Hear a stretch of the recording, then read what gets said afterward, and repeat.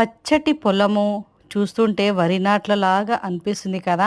అక్కడే మీరు వరి నాట్లలో కాలేసినట్టే. వరి నాట్లయితే అస్సలు కాదనమాట.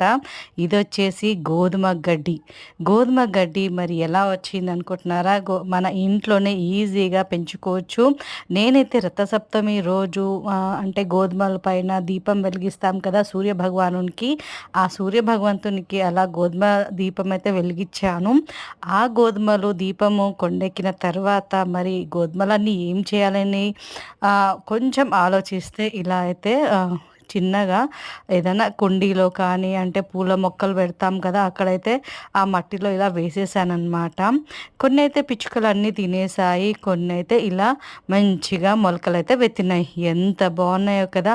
మరి ఈ గోధుమ గడ్డి తింటే మనకి గడ్డి తింటే అంటున్నారా? గడ్డి తింటేనే మనకి రక్తం అయితే పుష్కలంగా వస్తుందంట. మీరు కూడా ట్రై చేసి చూడండి మరి.